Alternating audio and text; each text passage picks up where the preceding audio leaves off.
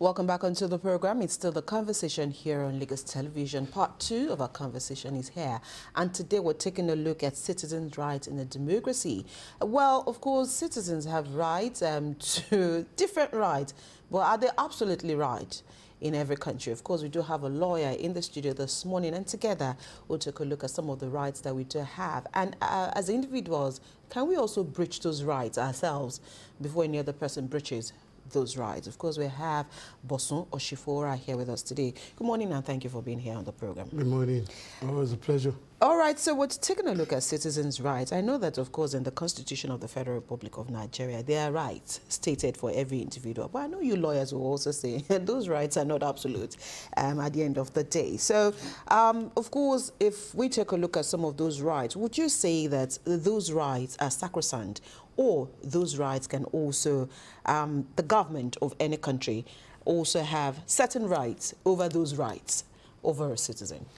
Okay, basically, I think it's best we put everything in perspective. Okay. There are, in the Constitution, you have what you call fundamental rights, and then you have what you call non-justiciable rights. Okay. I will break it down. Right. All right, the fundamental rights are rights that are peculiar to the human being and almost natural. Okay. And so, but somehow they had to codify it so that it can have the force and backing of law. You find things like right to life, speech, right to life, right to freedom of expression, and all those rights you find from Section 37 up to 42, 43. All right, now, so, but what you have in the law is that those rights are absolute. But one of the things you also have to understand is that the way right works is where my right starts and ends is where yours begins. So you see things like freedom of expression. Let's look at that. You know, it gives you the right to express yourself. Now, but you can only express yourself within certain limits and confines, because by the time I start saying things that are slanderous to your person, or say things that are seditious, you know, against the government, then you know that this is where your right ends, your right to freedom of expression. So you cannot go beyond. And then what happens in that situation is that for freedom of expression, though there's an ongoing debate worldwide, and depending on jurisdiction to jurisdiction, some countries still criminalize offenses that stem out of freedom of expression. That you have defamation. It can be a civil action. It can also be criminalized. That means one can be arrested. And then I mean, things like sedition, if you come out and start saying funny things or unprintable things or things that are not in existence about the government, and that is possible to incite people against the government, then you can be held for sedition. In as much as your right is guaranteed to say what you want, you cannot just say, you say it within certain confines. Right, so the same applies for, if you look at right to life, it's fundamental. You have a right to live.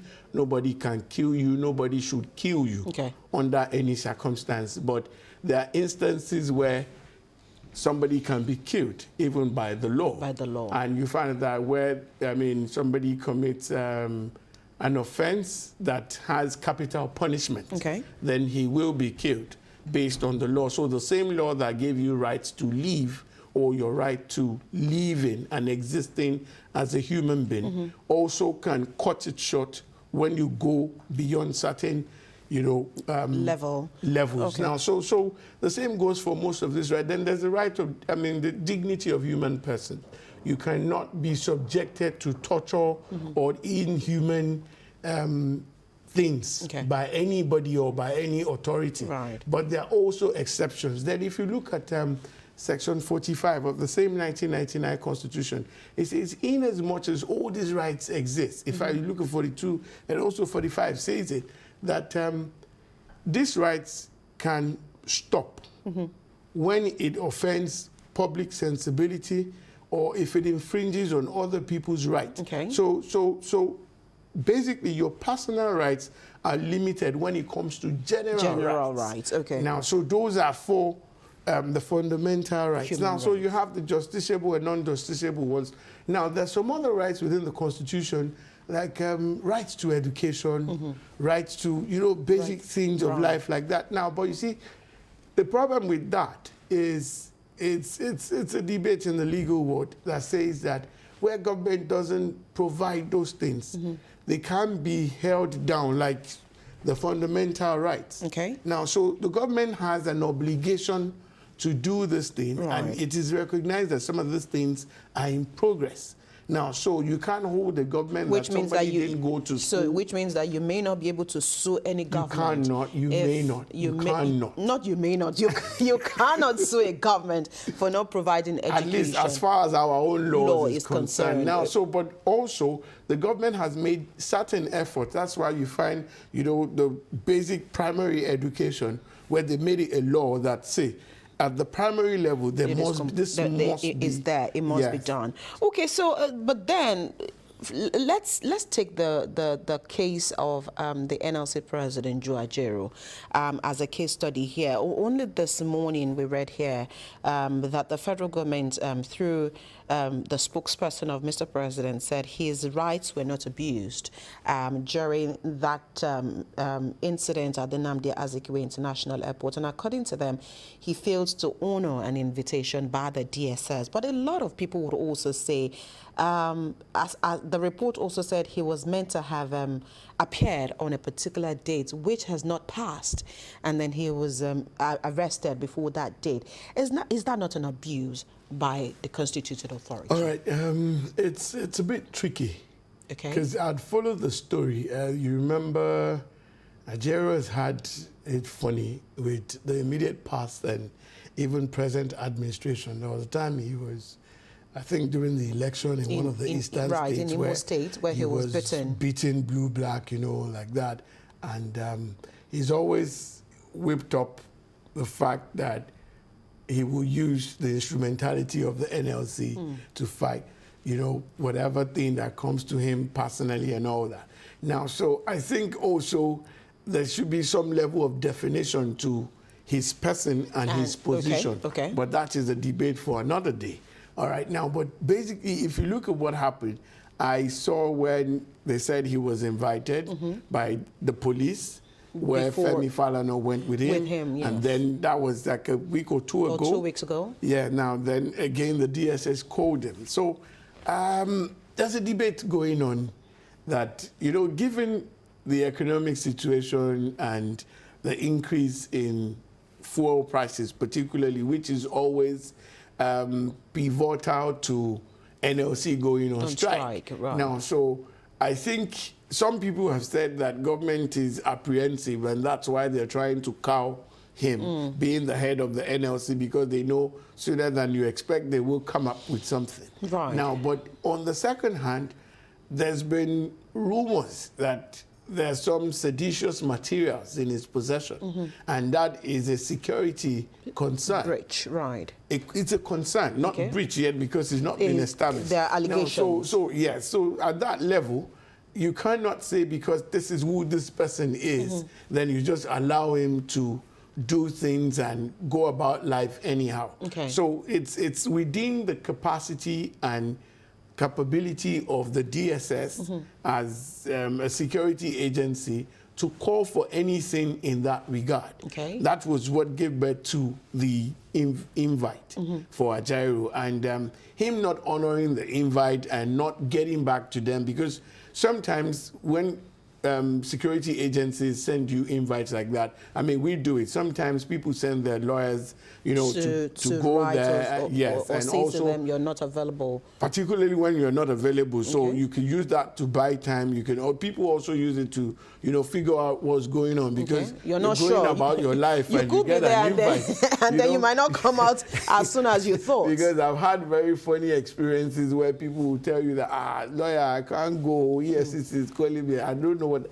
Let's go first. Okay. So when I say let's go, they just if I go, they will keep me there. I say it's human beings like you that are there. So, but whatever happens, when we get there, we will figure out what it is. Okay. So So I think he's honored the invite, and I think we don't know the outcome yet. But the DSS has had to do a lot of PR because the average person is looking at the situation, and they're looking at the man, they're looking at the reaction, and also looking at the reaction of the government. So that's why I said it's tricky. Okay. So on the one hand, you may feel that his rights have been breached. Okay. His right to freedom. But, I mean, he was called in, he was allowed to go home. So there's no breach of right. They acted within their own rights, their capacity to question for security reasons. Right. So, I mean, in that situation, again, would you say that, because, again, you're a lawyer and, of course, you have interface with security agencies oftentimes. Are there times that, you know, the security agencies also, in their own frivolity, abuse the rights of individuals within the context of the law, or under the pretext that these things, or they're doing their jobs as security agencies? Okay, now let's put everything straight. I've been in practice now about 2 decades, 20 years, and I can speak for what we used to know and how things are now. Okay. In fact, let's establish the fact that there are a number of security agencies, and some are notorious for certain, you know, breach of human fundamental rights, particularly rights to freedom and dignity of human persons. In fact, if you know, back in the day, some police points or units, you know, you mentioned Alagbo, you mentioned Panti. You dare not go there. You don't want to think about it. But over time, I think with civility, democracy, and internet, right, things have changed drastically. Have changed or are changing? Things have changed. Okay. Changed drastically. Police are more civil. And then let me say this without holding brief for the police. The higher the officers that call you in, okay, the more civil the approach. So most times the brutality is found at the lower level of the ladder. Because so I think maybe frustration, is it anger or issues or hunger issues? All anger, then the current situation is a cocktail of issues. Right. So, but basically that's why if you look at it, if you find the average policeman on the road, is always aggressive, and you see, unfortunately, I get clients and friends who call me arguing with police, and I tell them that me, the lawyer you are calling, I don't argue with them. Because they carry guns? Because, no, not because they carry guns. See, sometimes you have to come down from your high horse and see somebody is standing in the sun. He's buying petrol. Is he meant to stand in the sun anyway? Well, by virtue of his beat, they put him in the sun. Okay. This same sun, you are in your AC. So, no, see, you see, sometimes I think we need to educate people. You are sitting in an AC car. Somebody is standing in the sun. He's carrying gun that is heavy. Nobody is assisting him. He has the same problems you have, if not more. All right? His children will go to school. This is school fees week. So I saw something on IG where they said that if the police that bought fuel at 1-2 catch you at this period, you will pay for the fuel. It's only God that can. So, you know, so some of these things really we need to tell people. These people operate under very funny conditions. Right. I saw a report yesterday where they were saying something in Katsina, that there were only 32 policemen manning an entire local government. You know, so there are a lot of inadequacies with them. So they're not supposed to transfer their aggressions on us. But you see, they're human. So it's best you excuse them, greet them well. Most times I look at the name tag, I just call it, future IG. That would just massage their ego. It doesn't cost you anything. Okay, but then, of course, we are in a democracy, and a couple of people will think that at the moment, the government should do better when it comes to, you know, one-on-one relationship with protecting the rights of every Nigerian here. And so when you have an interface with security agencies, even if they were to arrest you, it has to be done with a bit of civility. For a lot of people who watch a lot of foreign films, even if you're getting handcuffed, you still here, sir. You still get respected even as you're being escorted to jail. But here... You know, there's a popular expression. Boy, here, so all you get are probably slaps and some kind of, you know, harassment. So can we also speak to this? Is it a case of, you know, the officers not being tutored on how to, you know, deal with individuals, or again, it's a case of transferred aggression? Okay, let's put everything in perspective. First of all, I was saying something about, I think I need to finish up the statement that there were some police points that were notorious for some things. You hear things like Alagmo, Panti and all. But these same places, I've been going there for almost my 2 decades of practice, and things have changed drastically. Okay. All those torture, even places where, I mean, once upon a time, even, I speak for Lagos. Right. Because my practice is majorly in Lagos. Adeniji, Adele, you know, it used to be, you know, because they deal more with armed robbery cases and all that. But over time, I've represented people there. I mean, people who were taken in, and I've seen massive, like a 180 shift from what it used to be in these same places. You walk to Panti now, everybody's civil with you and all that. And now you can call police and say, I'm not available today. I will come back so date. And they call you. And, you know, so I've seen that happen all the way to zone 2. And, you know, so all the things have changed drastically.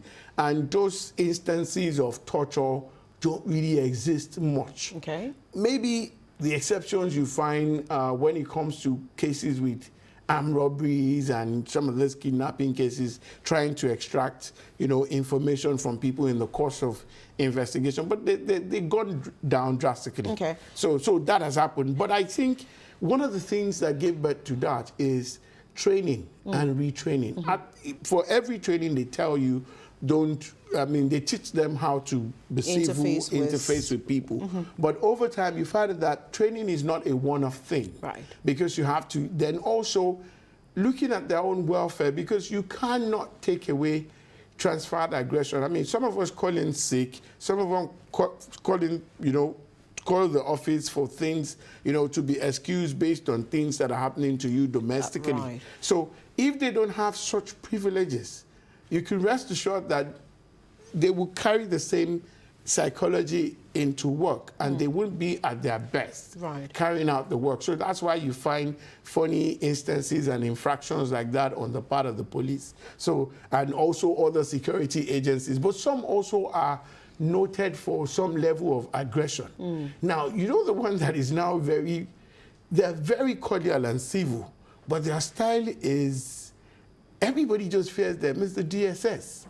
Well, they're not. Because before now, they used to be heard of and not seen, but now they are seen. And so people are like, okay. It's the situation in the country, because seriously... Shouldn't there be, sorry,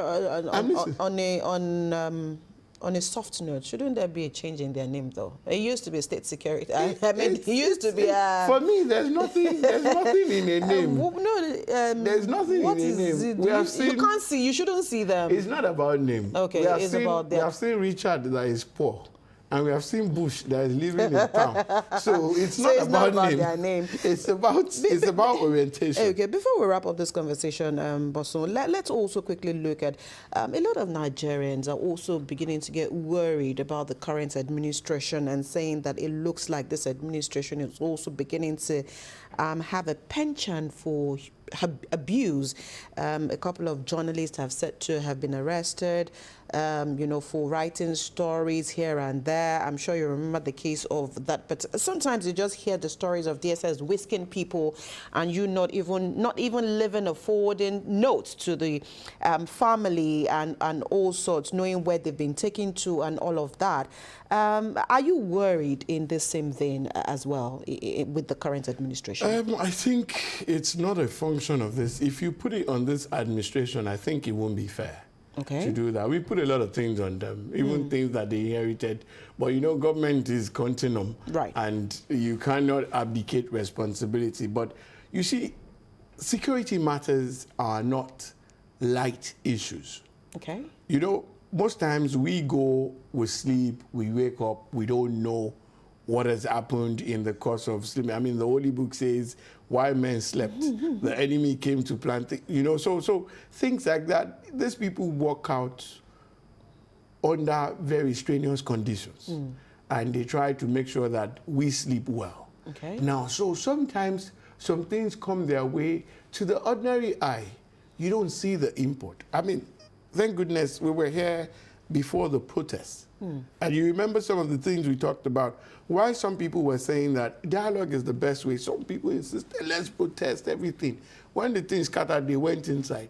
And thank God that, I mean, a lot of effort came in to make sure that the thing went peacefully. Because if it had gone like that, most places where wars started, they start from single protests like that. Nobody is stopping you from protesting, but sometimes you also have to look at some things. So I've seen why journalists need to enjoy the freedom of expression. Okay. There's a thin line between freedom of expression and seditious or defamatory materials. Now, so you have to ensure that at least you stay on the line, don't cross the line. Because when you cross the line, the necessary apparatus will come after you. Right. And you see, we're in these days of victimhood. People just cry and scream that they're being victimized, particularly by government, because there's no doubt people are angry against this government because of a few economic reforms that is not really going down well with the people. So there's this tension. And then so anybody acting in that capacity of expression or expressing themselves should be very careful, because you don't want to start a conflagration that you won't even be able to put out, because they say in my dialect that it's the beginning of fight. That you know. That you know. You don't know where it will end. So that's why we all have to be careful. In as much as we will express ourselves, express our grievances, we also have to do it within certain confines. So you don't instigate other people. Because, let me just say this as a parting shot, most times the people in government don't get consumed. We are the first targets. They're far off. And you see, the thing is that if you look at the history of revolution, from Bolshevik Revolution to Arab Spring, you see these people who rule, they find a way to get back when everything cools down. So it's always... So it's the ball is in our court as citizens. So as much as there are rights, they must also be done within the confines of every... Thank you so much, Boss Shufura, for finding time to be on the program today. Always a pleasure. Right, that's the much we'll take on this side of the table today. We'll take a quick break. When we return, it will be time for Joy and her guest, of course, to talk more about the women. Of course, this is in preparation for today's live broadcast of CALSO 2024. The program will be back after this break.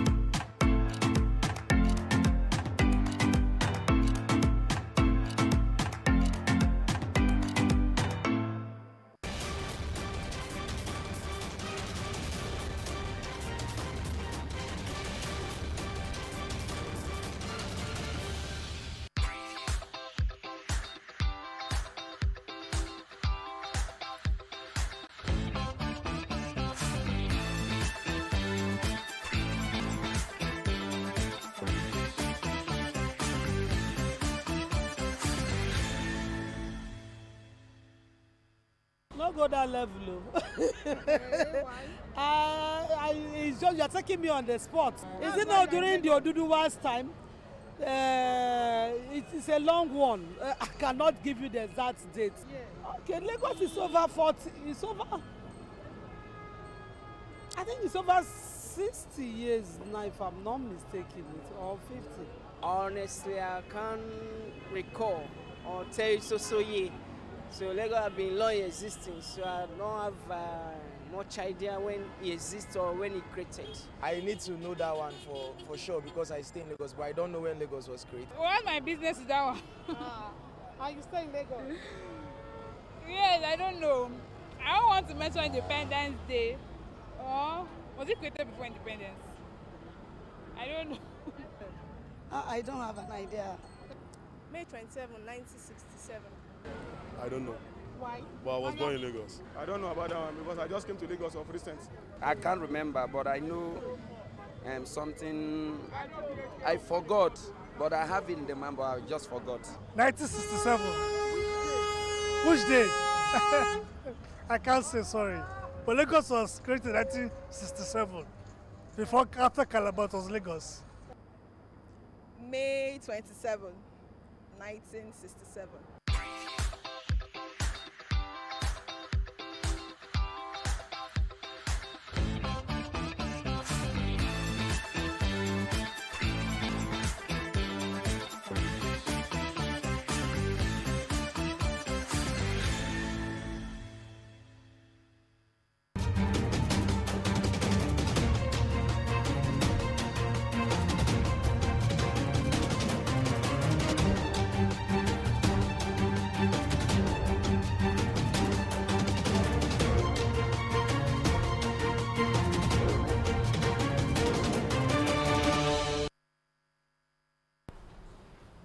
We thank you for staying tuned to the conversation on Lagos Television. Now it's time for Team Lagos. And earlier on the show, we were talking about the invaluable contributions of women to society, whether you're at the home front or at the boardroom.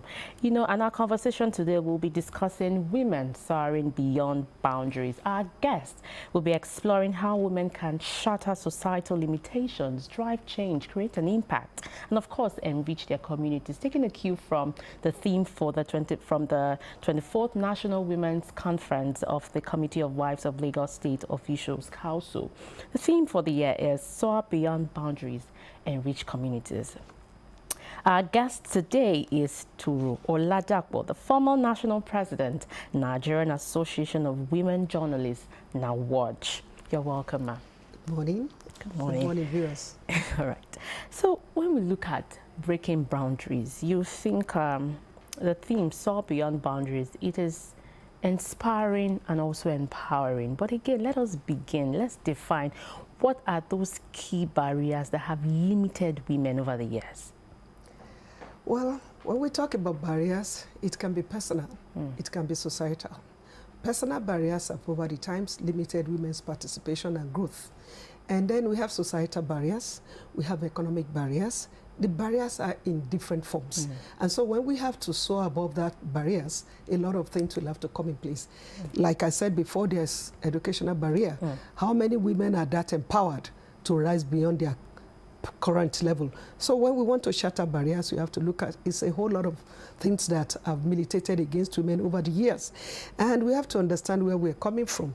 Because in Nigeria, just like in many African countries, it's a patriarchal system where preference are given to men. And over time, women have been limited, and then so their growth and then women's development and growth generally has also been affected. So we have to look at it from all areas. And then so when we are recommending things, those issues must have been put across first for us to have an understanding that yes, there are barriers that are militating against women's growth and development. From what you said, let's look at the societal expectations that are, it puts a lot of pressure on women, and stating that the African society is a male-dominated one. So how can women navigate through these expectations placed on us by the society? A lot of things would have to be done. First of all, as an individual. As women, we have to accept that there are barriers. As an individual, there are personal barriers. And when we say personal barriers, you have to have a base assessment of yourself, of an individual as a woman. Who am I? What do I want to achieve? What is my vision? What is my goal? What does the society expect from me is immaterial now, but for you to be convinced really that you have to empower yourself in such a way to meet societal demands. So first of all, identify what do I need to do to empower myself. If you have challenges as an individual, I give an example. My vision is to fry donuts. Do you have what it takes to fry the donut? My ambition is to become a doctor.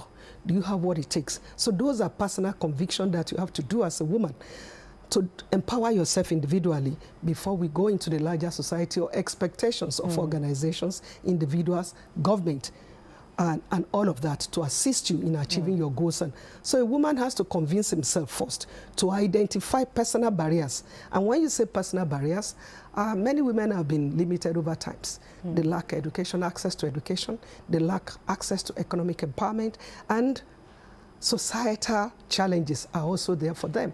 A married woman, for instance, has to go through the chores, family chores, meeting family responsibilities, and also empowering herself to develop herself. So those things a woman has to first of all convince herself, identify the barriers, personal barriers, overcome the barriers. It is when you have overcome personal barriers that you can now look at society and expect society to support you to achieve your dreams and expectations as well as your vision. So you must first of all empower yourself. And by empowering yourself is to identify those barriers, those personal barriers. I was going to ask you, share some practical steps because it's like theory. How do I, come out of this? When we say personal barriers, it can be religious, it can be physical. And then look at yourself, for instance, I give an example of what is my goal? Who am I? Who am I? That question, who am I? You have to convince yourself who are you, define who you are. You cannot be me, just like I cannot be you. So who am I? Where am I currently? That's what I mean by base assessment. Where are you currently? If I want to become a doctor, for instance, if it's my goal to become a doctor in life, you have to look at your competence. Do you have what it takes to achieve that and to become a doctor? Are you preparing yourself? Are you developing yourself towards achieving that goal? So if you look at that, you look at what do I need to do? If you have identified that you have personal barriers that you have to overcome, then you will now be able to strategize and ask yourself, what do you have to do to overcome personal barriers? And one of it will be, you have to educate yourself, you have to train yourself, you have to be conscious that there are barriers limiting you. It is when you have identified that you accept it. There's nothing wrong in you accepting where you are. It will only help you to build up on what you have currently achieved. So you have to accept the fact that you have personal challenges. You have obstacles at your way. Societal demands are there. Societal challenges are there. We are constantly being confronted with that. But I believe that it's only when you have built yourself, you have developed your capacity as an individual. I want to be a newscaster. Do you have the wherewithal? Do you have the prerequisite? Do you have the requisite knowledge to achieve that? Except you have identified those challenges within yourself and then make concerted effort, conscious effort to overcome. Either you have to build your capacity, either you have to go to training institutions, either you have to go to school, either you have to put yourself in a network where you can garner experiences that people have achieved over time. That is when you can begin to talk of meeting the challenges in the society. So personal conviction first, personal development, then to overcome the challenges that are ahead. I like that part when you said whether you have to create a network. So my next question, it is said that no man is an island. So we all need each other for us to soar beyond boundaries. So I need you to speak on the importance of building network, the importance of mentorship, either for professional growth or personal growth, especially for the next generation of our girls. Network is essential, and the network can be built from various levels. At the community where you are, you must be known. What do you have? How are you helping in your community? Who are you even in your community? Do they know you? So you have to also, first of all, identify yourself and make sure that you are known, because you cannot be an island, just like you have rightly said.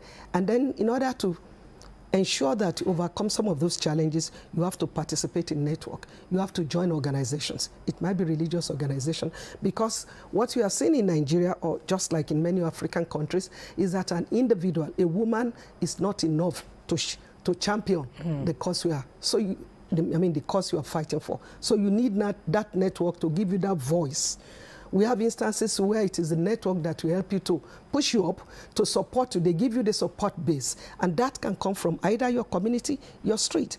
Volunteering, if you volunteer, for instance, in your environment, they have a program, you are the first person to get there to help them to arrange the chairs. Then you are creating awareness about yourself. You are making yourself relevant in your community. So you are building network virtually because the people in the area will make a voice for you. They will remember that every time we have a program to do, it is that woman that will first be there to arrange. And then you have to be known for what you are. Who are you? What do you want to be known for? You have servitude, you volunteer, you encourage others. In your community, you participate well, you are known. And when you have that network, it also helps to build your capital base. It helps you, for instance, to showcase your talent, to showcase your product. For instance, you cannot be an island. You join organizations, you join associations, you go into many organizations through which you can showcase your talent. It is when you join such organizations, such networks will be built. If you don't show yourself, people will not know you. You cannot be in your house and you expect people to know your worth. So joining organizations will help you to build that network. And network is very, very essential in the sense that where the woman has failed, where an individual has failed, the network can stand for you. The network can identify you and say, we are standing behind this woman because over time, she has proved herself to be a worthy ambassador of women. And so the network will help you where you are not strong enough to push yourself. So the network is very, very important in helping a woman to shatter barrier. So it is being advised that, we are advising women to join network, to join organizations, to showcase their talent and rely on that network to help to push them forward. So network is very, very essential in trying to break barriers that militate against women development. You have spoken a lot about what women can do to break barriers, but let's look at it from the part of the government. Now, when I say government, I mean both the federal, state, and local level. How well has the government done in empowering women? Do you think they've done enough? And what specific policies would you like to see that will further support women's advancement?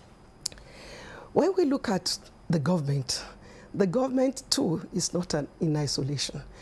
Nigeria, for instance, is a member of the United Nations. And so there are some charters that have been promulgated that Nigeria is a signatory to. So we are expecting the government, for instance, to formulate policies, to make recommendations, first of all, that will promote women's participation. And where we are lacking most essentially is in political participation. Women are lacking behind in that. And then some of those charters, international charters that Nigeria is a signatory to should be implemented in the country. For instance, if you look at Beijing recommendation, which specify 35% in elective and appointive positions, as the government met that. Yes, the government is doing enough. They may say they are doing enough in terms of empowerment, skill acquisition, education. We look at even the education, the policy, the curriculum of school, how gender sensitive is the curriculum. Those are the roles that government will have to play. But we have to create that awareness. I want to believe events such as Council is raising that awareness because it's a yearly thing where you bring women together and where even government officials, top officials participate. So the awareness, the education we need to give to the public will be done at that level. The government owe Nigerians the responsibility of now implementing because, like we said before, individuals may not be able to do it alone. There must be policy that favor you to achieve your dream.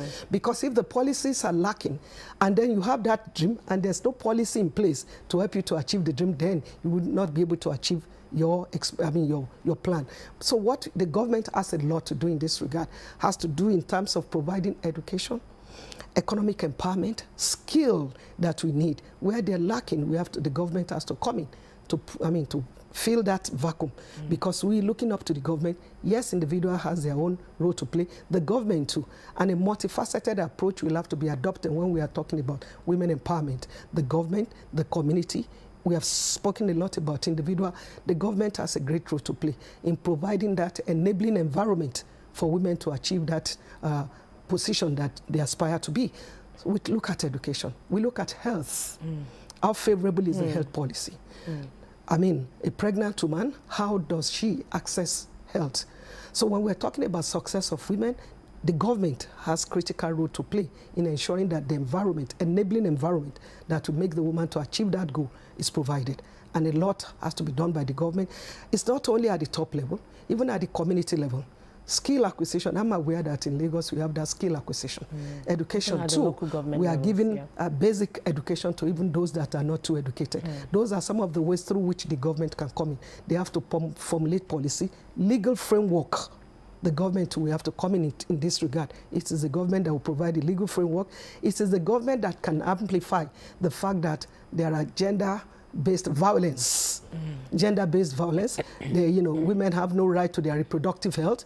These ones will have to come from the government. So the government will have to provide the education, to provide the legal framework, and ensure that the international charters they have signed to as a member of the United Nations are also implemented in the country.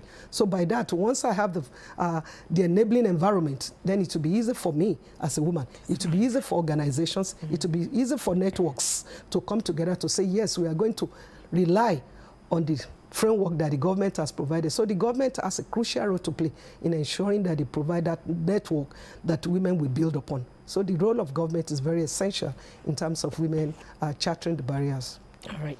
All right, still talking about our topic, Soar Beyond Boundaries. You know, the theme, like I said before, of the 24th National Women Conference of the Committee of Wives of Lagos State Officials Council, Soar Beyond Boundaries to Enrich Communities. So we'll take the track of the wife of our governor, Dr. Ibijoke Sanwo-Olu.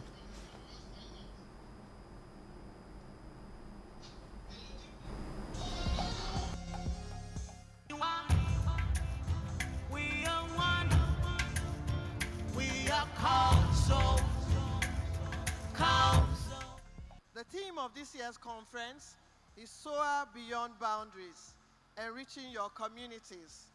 This is another time of the year to bring women from different walks of life to this unique forum that is aimed at empowering and inspiring participants on professional development, networking, personal growth, and spurring a positive change among women in Lagos State, in Nigeria, and the world at large.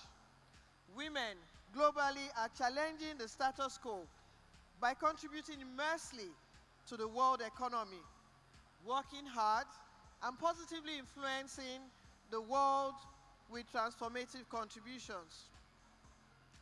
As a matter of fact, when women soar beyond boundaries, they will enrich communities.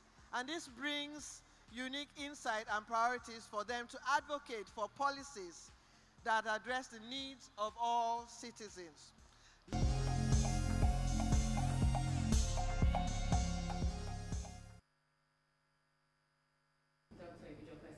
Wife of Governor of Lagos State, you know, emphasizing on the need for women to soar beyond boundaries. And on the conversation today, our guest has really done justice, spoken a lot about what you can do as a woman to, you know, soar beyond boundaries. The societal boundaries are there. She has shared points on how you can, you know, overcome this. And she said something. Understand yourself. Who am I? Know who you are. And that's the first point of soaring beyond boundaries. Thank you so much, Toro Oladapo, for joining us on the conversation today, as we are aware that the conference is still ongoing and we'll need to join the live feed from there. Thank you so much for joining the conversation. We hope to have you some other time, you know, to discuss this. Thank you. All right. The conversation will continue tomorrow. I am Joy Olu. Abimbola, you had to say your goodbyes. We'll see you again tomorrow, by the grace of God. Of course, we'll leave you with the live feeds from Council Conference 2024.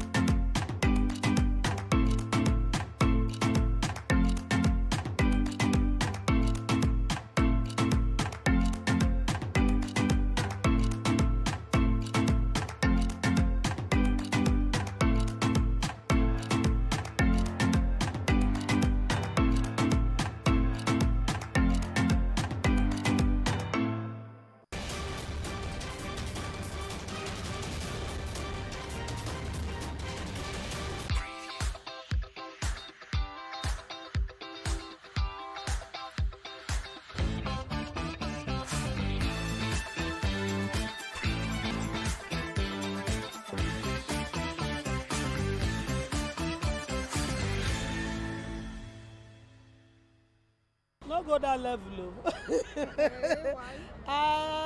It's just you're taking me on the spot. Is it not during the Oduduwa's time?